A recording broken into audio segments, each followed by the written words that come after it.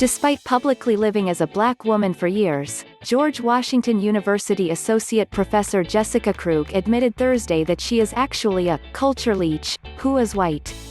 For the better part of my adult life, every move I've made, every relationship I've formed, has been rooted in the napalm toxic soil of lies, Krug, 38, writes in a brief but life-shattering Medium post titled, The Truth, and the Anti-Black Violence of My Lies.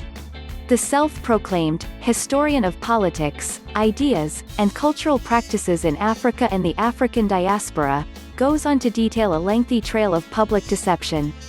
To an escalating degree over my adult life, I have eschewed my lived experience as a white Jewish child in suburban Kansas City under various assumed identities within a blackness that I had no right to claim. First North African Blackness, then US-rooted Blackness, then Caribbean-rooted Bronx Blackness, she says. I have built my life on a violent anti-black lie, and I have lied in every breath I have taken. Krug has a Ph.D. and is the author of the book, Fugitive Modernities, Kisama and the Politics of Freedom, which interrogates the political practices and discourses through which those who fled from slavery and the violence of the slave trade in Angola forged coherent political communities outside of, and in opposition to, state politics, according to her GW faculty profile. She has not lived a double life, she claims, as she has no other life beyond the lie she has been living. There is no parallel form of my adulthood connected to white people or a white community or an alternative white identity.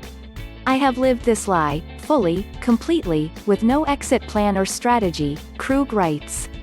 I have no identity outside of this. I have never developed one.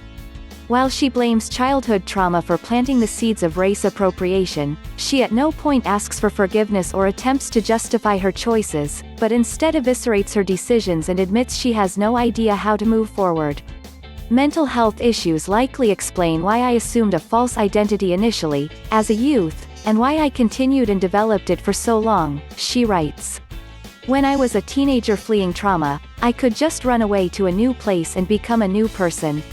But this isn't trauma that anyone imposed on me, this is harm that I have enacted onto so many others. There is nowhere to run. I have ended the life I had no right to live in the first place. She has previously considered coming forward, but never found the strength. I am a coward, she writes, and then repeats it. You should absolutely cancel me, and I absolutely cancel myself.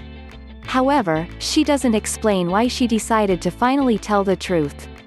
A former friend of Krug's and another professor charged that Krug only came forward because she had been found out and had started being confronted by others in her field.